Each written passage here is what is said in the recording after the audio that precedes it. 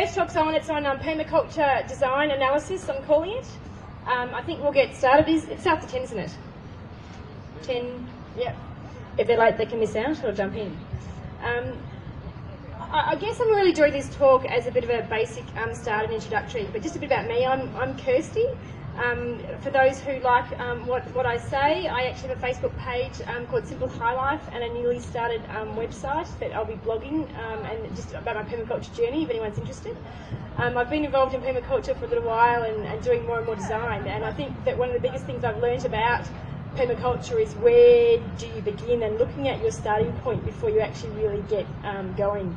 I know that before I understood this, I planted things, and many of them are still growing well, but now I look at things with different eyes because I've done that assessment since I've begun. But just as a little bit of a guide here, I just want to know, I guess, where we're at as a group, as an audience. Have many of you got, I guess, properties that you're already growing fruit trees and productive food spaces on, or is this a starting point for you? So for how many have you got something going already?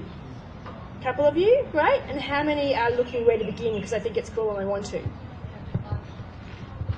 Great. And have any of you done a permaculture design course? A couple, a few. Right.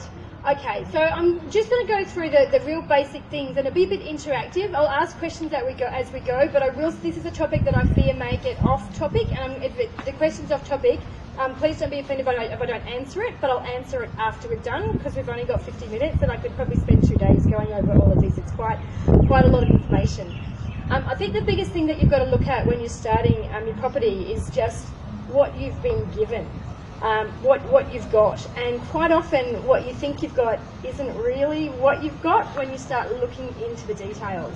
So I've just got them listed here, and it might be hard to read because I've done it in orange, but we can go over it more as we go. This is often referred to as a scale of permanence, and people call it different things and they include different things in and out, but this is what I work from. So if you see a list somewhere else with something extra or less, then just go with it. But really what it is, it's looking at the things that are fixed in place that you cannot change or affect, and then it goes down the order into things that you can change. And the hardest thing I find when I do this personally is to look at it without designing, because this isn't about design, it's about an assessment process. So the first thing you need to look at is climate. And climate's a really interesting one because it will make a very big difference to what you do. So climate are things like the weather, how much rain do you get? Some properties or some locations will get like 600 mil of rain. Some will get 1,200, and if you're in far north Queensland, you might even get like 6 metres of rain, which is, that's what I call it the wet season. So knowing the amount of rainfall that you get in your area, and this is average rainfall, it'll vary from year to year, of course.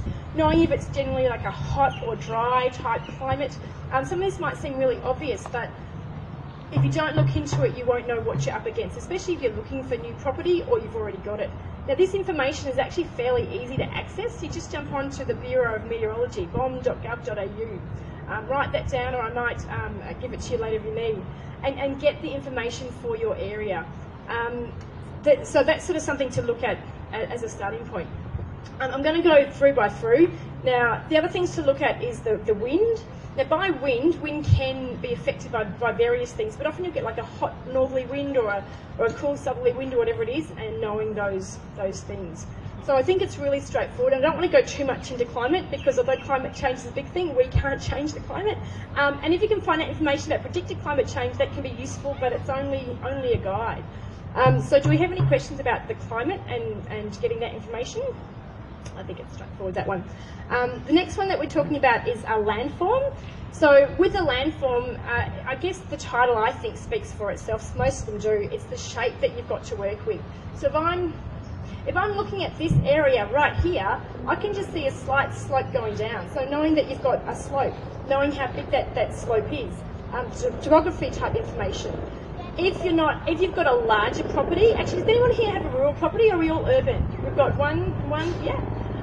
But if you want to look for that information, put down land.vic.gov.au, and it's useful even for urban properties too. If you look that up and play with it a bit, you'll find where it is. You can have the contours. Sorry, we'll just wait for the chopper. because I know no one can hear when the chopper goes over and someone keeps speaking. So knowing what you've got. Now often with an urban block it's really quite easy because it's fairly, well, they're not always fairly flat, but it's quite easy to observe what that is. But just knowing that some areas are higher and some areas are lower, as simplistic as that sounds, is quite relevant to any design and will affect that design when you do it.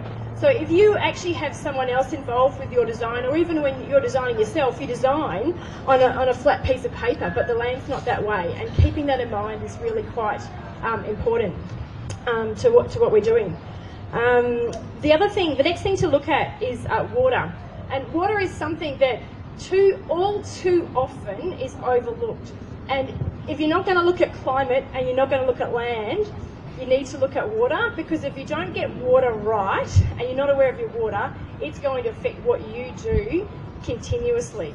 Now, with the water, in some ways it's very straightforward, but in other ways there are interesting things that can affect you as you go. So if we're doing a sub analysis of here, obviously we've got a big water body, we've got the river there. Whether or not we can use it's another story, but knowing that it's there. Now with water, then we look at water flows. Now with the water flow, do we all know what I mean by water flow on the land? Pretty straightforward. If it rains, water's not going to cover the ground evenly. It might seem like it does, but it doesn't. It might land evenly, but it doesn't finish that way.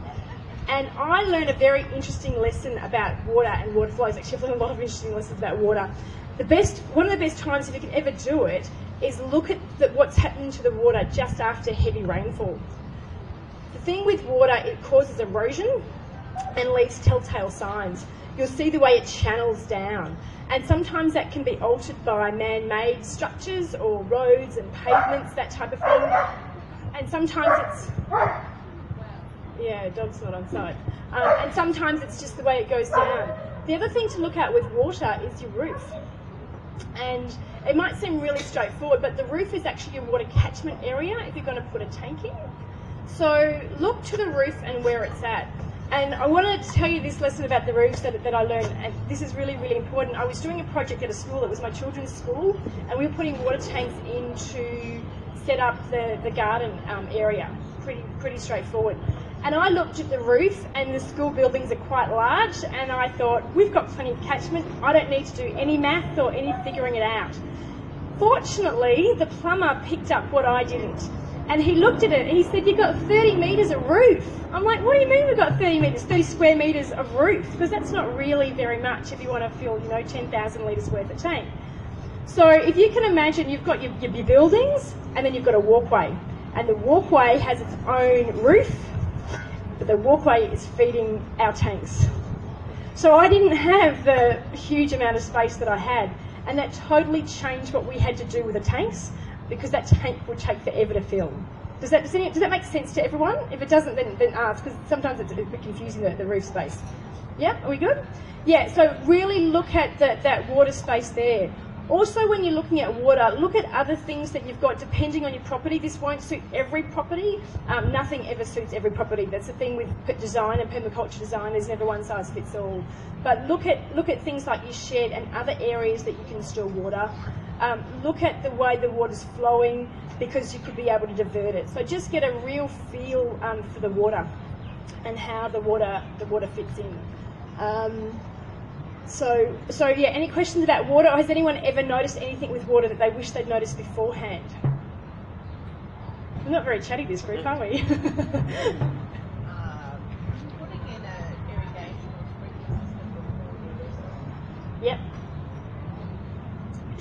Are you asking should you, or? Yes and no. I don't think you always should, but I think you should plan to.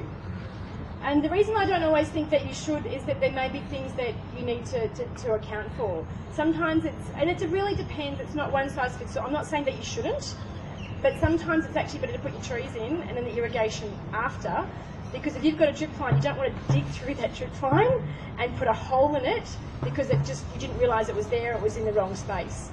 Guess how I know? This coping with climate change and changing rainfall, we built 12 years ago, and in Hawthorne it was supposed to have 600 mil a year, so we put in tanks sized on that, and straight away dropped to about 400 mil a year since then. But not just that, it's much more sporadic, heavy rainfalls that you need a bigger buffer to capture or to cope with the runoff and stuff. That's true, and that comes back down to knowing the climate and climate patterns. And did everyone hear that question? Hear what he said about the? So what he did was he put tanks in based on about 400, was it 400? 600 mil of rainfall a year, and then it turned out to be 400. The reality is and climate change is very relevant, and I don't want to say that it's not, because it is, but I don't want to talk about it a lot because there are other talks about that topic. And then it went to 400 mil. The reality is, I believe, with or without climate change, you can have that type of change, but consistently. So having 600 one year and 400 the next, yeah, that happens. Having 600 and then 400, 400, 400, 400, well, that's a climate change thing, there's no question about it. And having said that, it could go to 1200 the next year, who knows.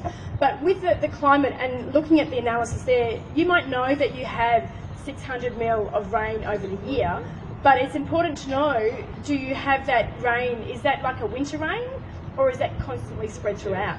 Because knowing that information will change the tank size. It's much lumpier now. Yeah, it absolutely will. And that'll vary from area to area. I assume most of us are here are from Melbourne or Victoria. But even in Melbourne and Victoria, it will vary. But comparing, and I guess it's really important when you look at where you're getting the information from. Because information in Queensland, like their wet season in North Queensland is quite different to ours.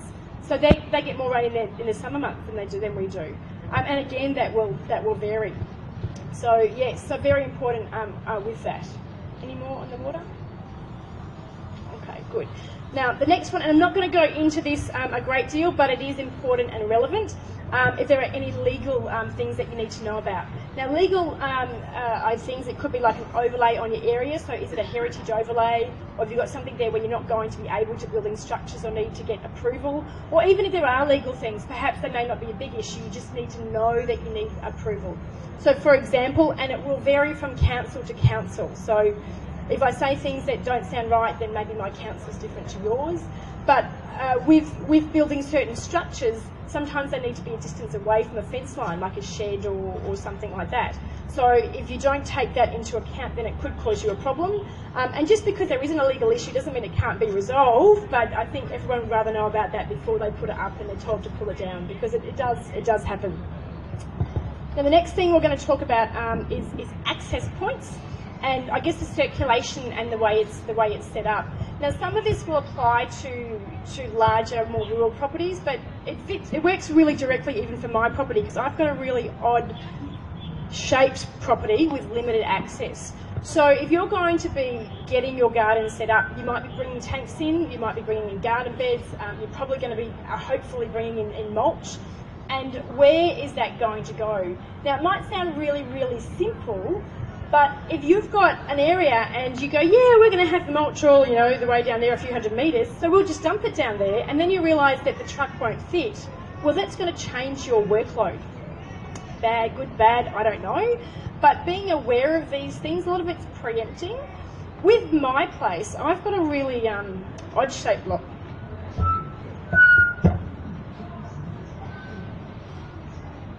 So that's my fence there, and I've got a driveway behind me for units, and then a house here and a house here.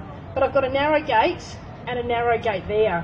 So for me, when I decided to put a tank in, my tank couldn't come through here. It just wasn't physically possible. We could put things over the fence, but knowing that before they arrived to do it, because we'd looked at the access, just made a difference. So it's the access and how you're going to go through. So if you've got a larger property, it might be the pathways and where it's going to be. So you might have, and I don't want to jump too much into design because this is a little, but as you're doing it, you're thinking, okay, this is really wide and we can get down there, whether it changes or not there. So just, especially too, if you're going to be having machinery come in, and you don't need to use machinery, but sometimes you do. It might be to dig holes for your trees, or it might be because you need to move, I don't know, a little landfill that was there and not going to be conducive to a good garden design. So that's what I've got to say about access, but does anyone else have anything to ask or add? Yep. How did you get your tank in? Over the fence. Yeah. So fortunately, because it's quite sloped, so actually my tank is right here, and that's the lowest point in my garden. That's the highest point in my garden. So fortunately the tank was going here, so we had about four or five people, and did I ask? No, I don't think I did. Sometimes it's easier to beg forgiveness than ask permission, but we just came in and we had to lift it over the fence. It was quite a job to do that. That tank's not going anywhere. Yeah, but it's just important to know what you do. And sometimes if you know what I don't like to use the word problem, because sometimes the problem's the solution, but if you know what the issues are, then that's right. Yeah, okay. So next thing to look at is the flora and fauna. And this is something that's quite interesting because it's what you've got, and sometimes it's knowing what's there and what you're going to be up against. So by the flora and fauna, really quite simple. So if we were doing this site here, then obviously we've got like the fernery and some low shrubs in place there. The other thing to look at with it, that could be like a grassland. Don't just look at what you've got, but look at what it's doing. That can give you signs as to what's going to lie ahead. So have you got an area that just seems to be growing and thriving, but you've been neglecting? Have you got an area like this that they might be caring for? Like, look, we've just got open soil, there's nothing growing here at all. But that's probably the intention of Federation Square, I'm sure. Maybe not, I don't know. But what have you got there? So, and look at and see, if you've got a new property, then who knows what you're up against. Maybe it's something that's, there's a lot of native plantings there already. Maybe it's all European things that have been, and this is not good or bad, it's just what you've got. And then look at the function and what these things mean to you. You may not be able to do that too much if you're not quite sure what you're looking at, but just noting everything down there. The part I really want to talk about with this though is the fauna and what you've got around. The fauna or the animals is something that always comes up, and it usually comes up once you're established. Now sometimes you may or may not know this, but has anyone ever planted out their garden or their trees and thought they've got this great crop happening and then lost it? Yeah. Only one. Two. Come on. Three. I think we all have. And what have we lost it to? Like possums, birds, kangaroo, rats, bats, deer, anything, children. Yeah, so knowing that they're there can be quite useful. Now, some things you might be a little bit restricted about, but if you know that you want to plant fruit trees and your neighbour has fruit trees and they have birds that come down and eat their fruit every year, knowing that will be very, very useful for your design. Some people might go, oh my gosh, there's no point doing it. Well, there is. There's things that you can do. And just now I mentioned that Dave was talking later on about netted structures. That's something you can do. But knowing that's there, knowing that there are rabbits around will make a difference to your design. So just taking a note of that. Now, what's really interesting with our design process with permaculture, anything really, is observation is key. And if you're at somewhere new, it's really good to wait for about 12 months or so just to observe, which is tricky if you're anything like me because I don't wait very well. But I've learned a lot by waiting. I've probably learned even more by not waiting.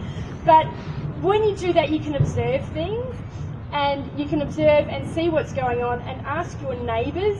Get to know your neighbours if you can. They might be able to give you some of this information that you don't have, maybe even solutions too. Now, yes, that's the flora and fauna. Sometimes words are tricky. Do we have any questions about that? I think it's straightforward, but any questions or anything to add? Great. Now, this one here is microclimate, and to me microclimate is where it starts to get interesting and even exciting, because microclimates is something that are happening already and you can adapt and you can change, but microclimates are there for you. They're given to us by nature, sometimes man-made with houses as well, to be able to plant different things in the one place already. So does anyone know what I mean by microclimate? Because it's different to climate.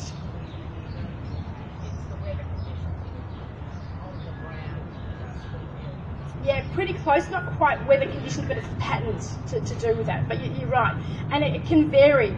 So If the sun was out now, it would give us some definitive microclimates, so we've got it here already. So we've got this back area here that actually gets shade for a fair amount of the day. But we've got this area at the front that gets sun for the bulk of the day with no shade.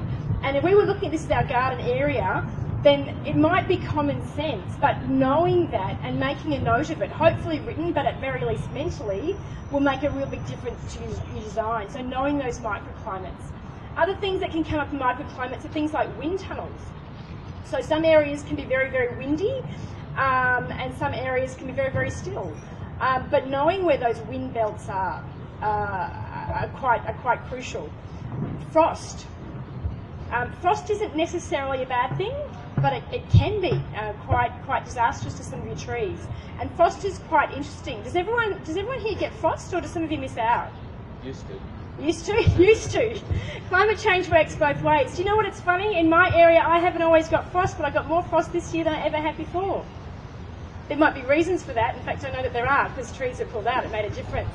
Now, a real classic example I had when I was actually doing a site observation. In fact, it was in my PDC. You might remember this one. Peter did a PDC with me some time ago. With it, we were in it was like a bit of a gully, like went right down here. And what she noticed was that she had some tropical things going, and they did really, really well until winter came. But the things at the top of the hill were fine, and the things down the bottom of the hill were smashed. What it turned out was that was just the way the frost moved, just in that little patch there. But knowing that after she planted the trees, not before but after, was really crucial to the way her future design changed. But if you can learn that before you plant the trees, then that's going to make a difference. It'll make a difference to what you put in and that type of thing.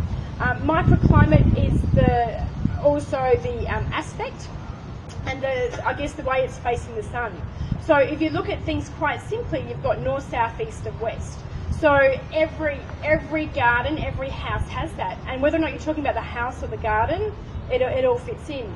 So if you've got your house and you've got your easterly aspect, it's going to get a mild morning, well generally a mild morning sun.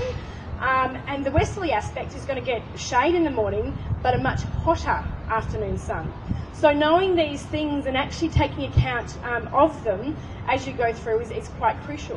What other elements are there in microclimate? I feel like I've gone blank, but there's more.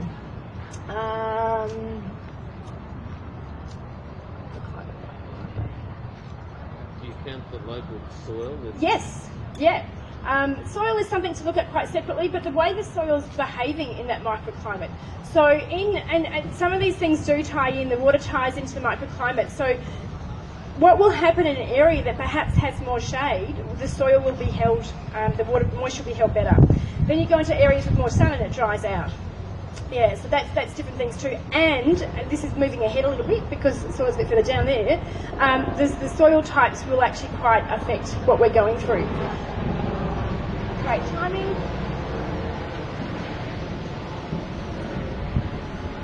So the next thing we're looking at is infrastructure, and infrastructure is pretty straightforward. It's buildings that are already there, but it's also things you can't see. So it could be your water pipes, it could be your gas pipes.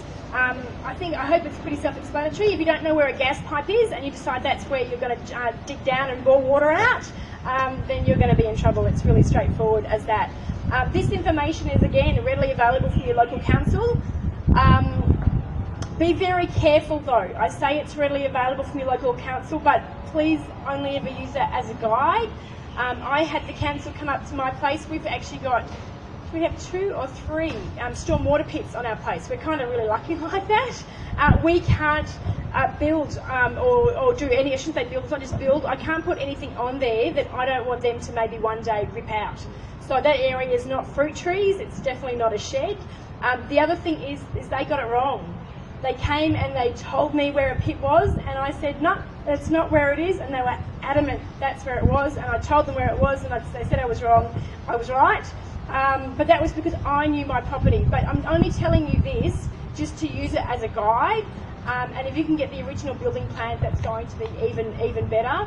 But knowing those access points. The other things with infrastructure is pathways and things that you have there. It could be existing fences. For a small property, a fence is really straightforward.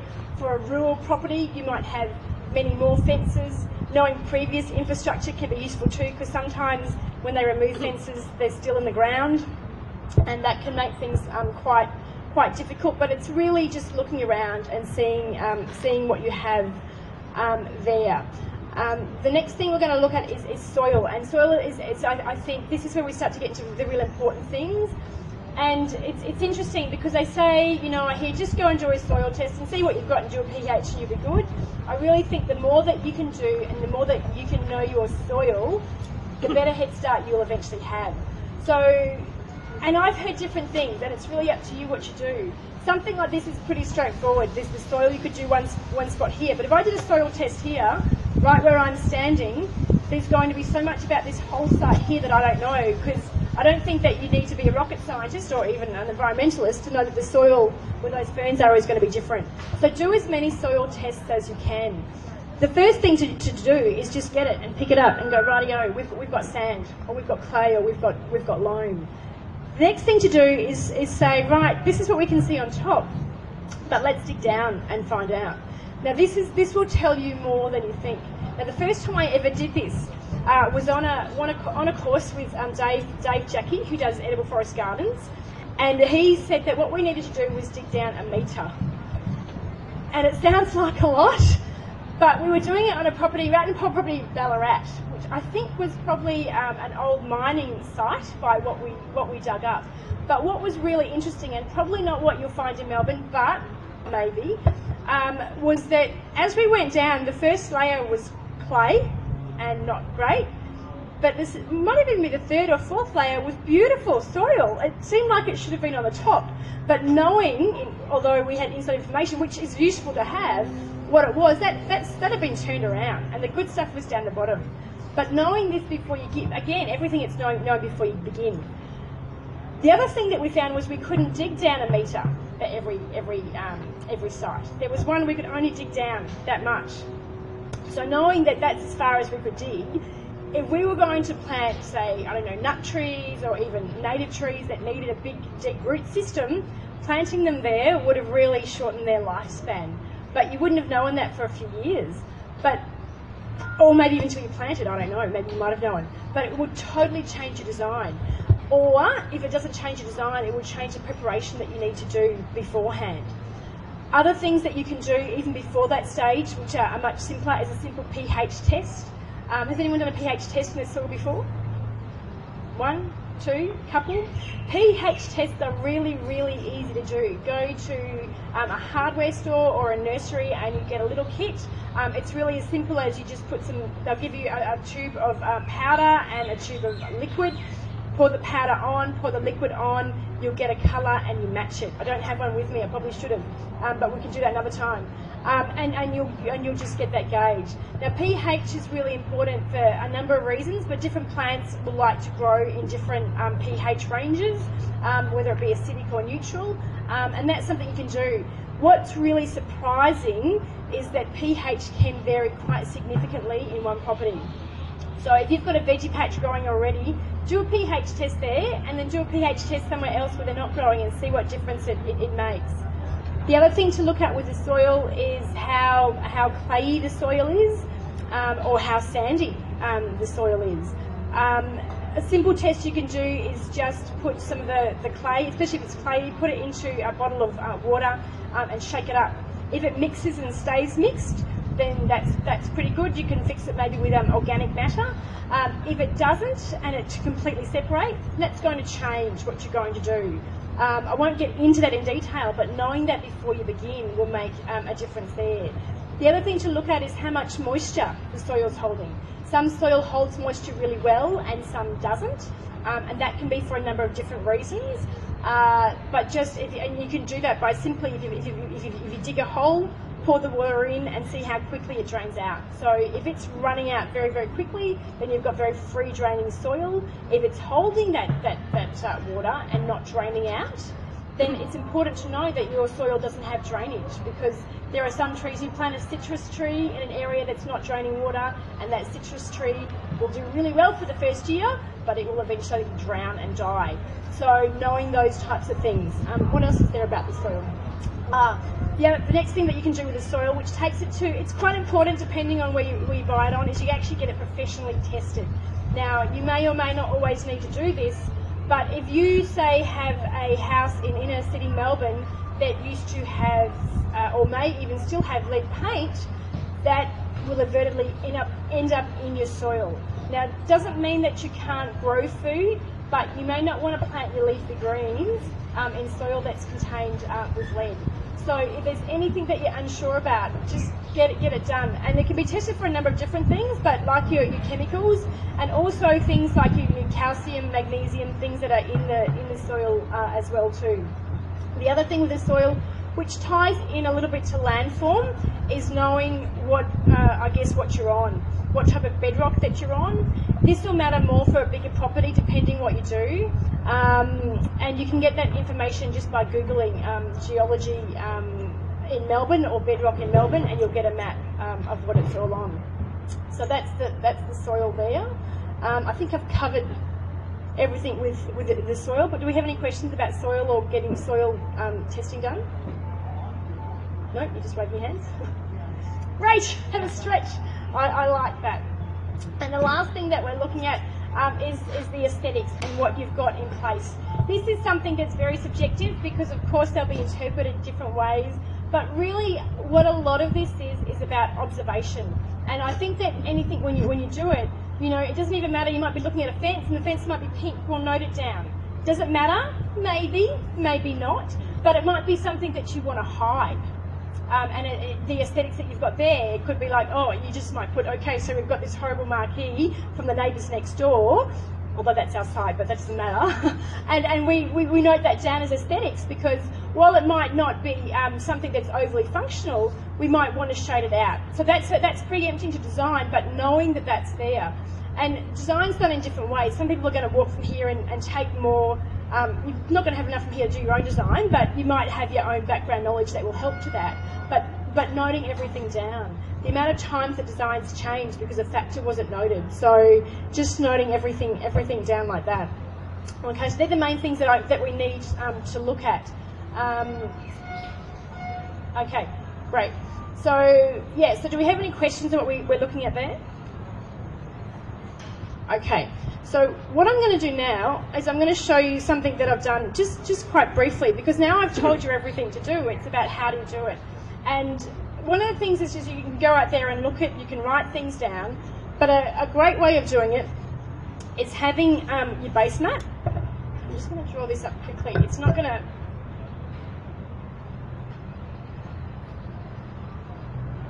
This is going to be a bit approximate because I don't have my base map here.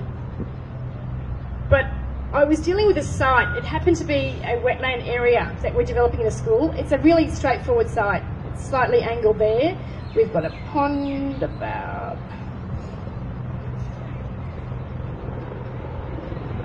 here. We've got a cage about here, and we've got trees here, and a pathway here.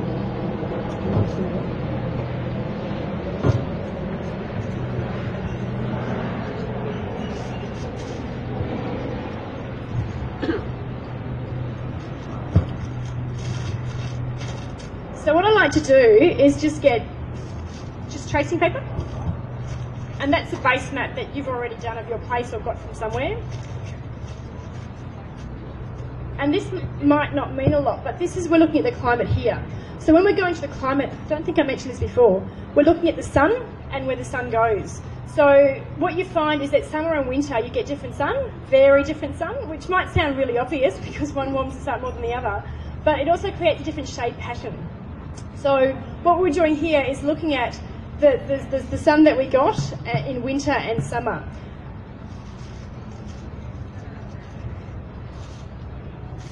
Then we've got the next one here and did landforms. Same thing with each one here. So what you find is that when you look at your landforms, and landforms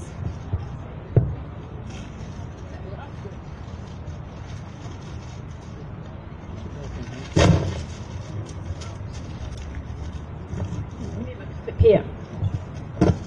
So if you can see, I don't know how we can see it from there, I'm sorry if you can't. So we look at the landforms overlaid with the water. You start to see, thank you, Petra.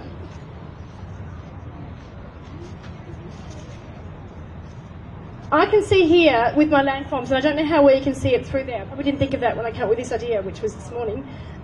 Is that we've got the landform which is slightly sloping this way, and the water's running this way, which is logical. I know, really logical.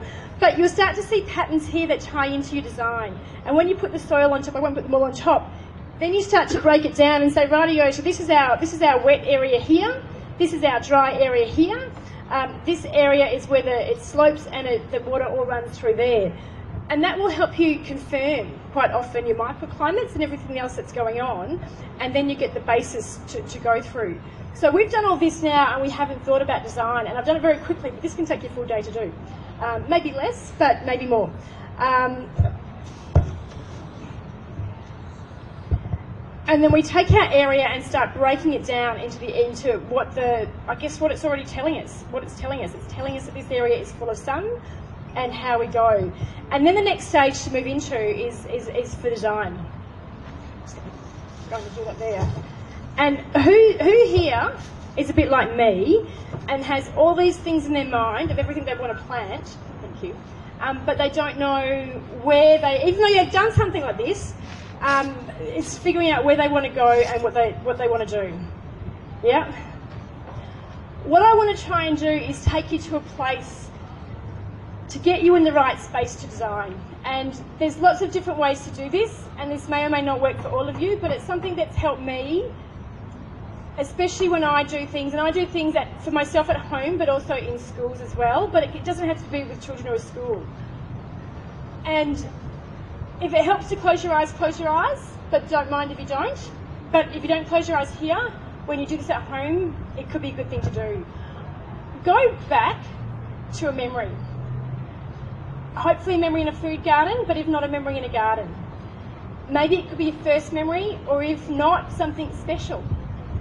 And think about who you were with, what you harvested, and how that made you feel. So for me, I go back to when I was young, not sure what age, primary school age, and my grandfather used to grow strawberries. And he used to grow strawberries in tins. These tins were probably, I don't know what they were probably jam. That's how long ago, if I remember jam in a tin, could have been beetroot. But he grew them in tin cans. And we always used to wonder why he grew them in tin cans. And then he went away on holidays. I often saw my grandparents more on holidays than not, even though they only lived 15 minutes away, which is crazy. And we went to a caravan park, and he had all these strawberries out the front of the caravan.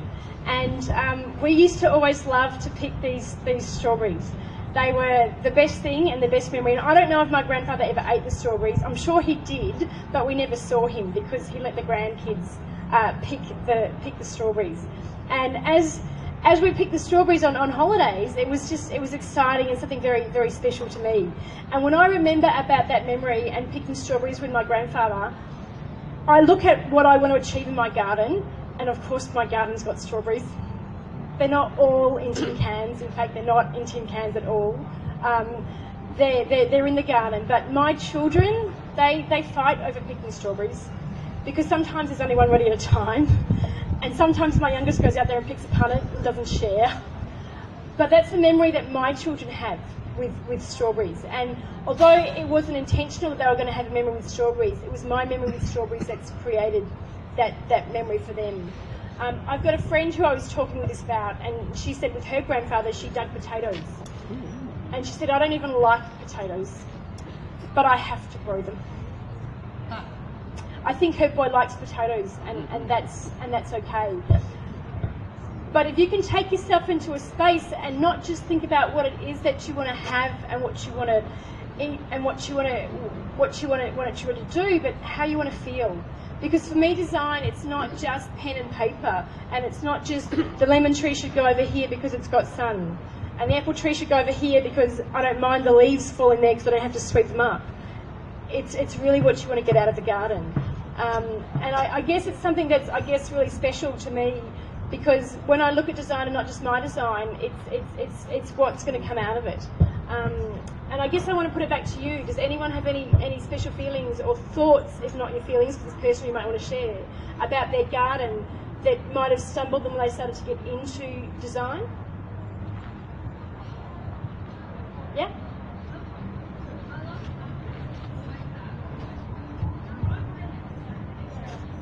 Yeah.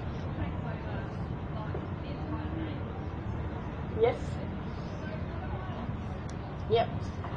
That's a really good question and a really tricky question at the same time.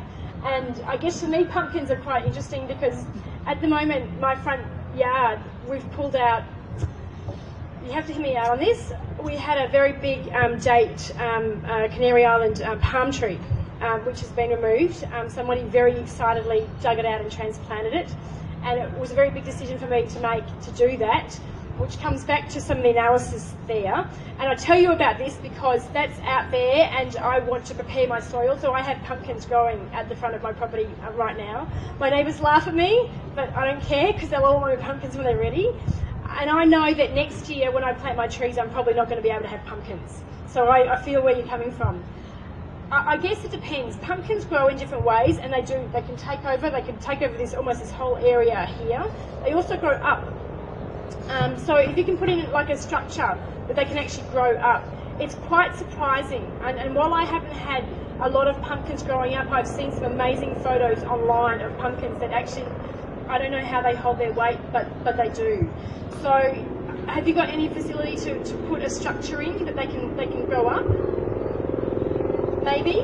I'm throwing things out there without seeing your property, but I want to help you answer your question. And sometimes, I mean, this wasn't really about giving everyone helicopters.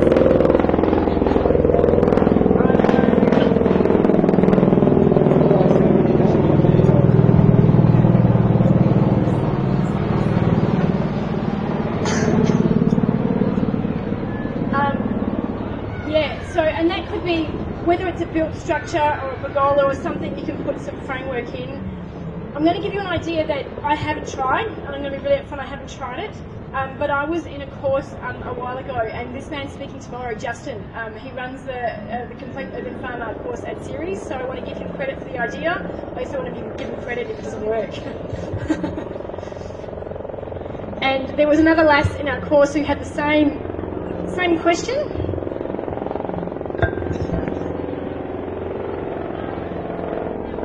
Is that the same one? Can you hear me over it? Because I can keep talking through it. Yeah, you can? Okay. I'm happy to pretend it's not there. Okay, so that's the house here with the roof. And again, it depends on your setup and your structure. And he said, so this is the garden bed here. And he said, can you attach something to the gutters to allow it to climb up like that? The other thing too that he pointed out was that it would create shade. By doing that, so that could have a dual purpose as well. But I am saying I haven't done it. I really do like the idea. Oh, that went really fast. They're going to kick me off soon. But if you have the pumpkins growing up like that, if you're here tomorrow, he's speaking at about 11.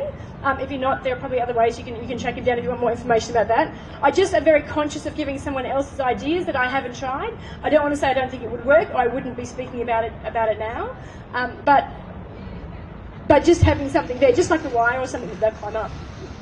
Yeah. Anything else? Anyone else got something that they're trying to design, or they want to put something in and it's just not working, or you don't know how to make it work? Stopping possums eating all my food, all my trees. Possums are really tricky, and there are different ways about it. I should be really careful saying this because I haven't had to deal with possums since we moved. But I've got a friend, Kat. She's not speaking about possums, she's speaking about quails later on. She's got a property in Northcote, and she's actually, so it's small, but she's actually got a fence wire. Is it a cat?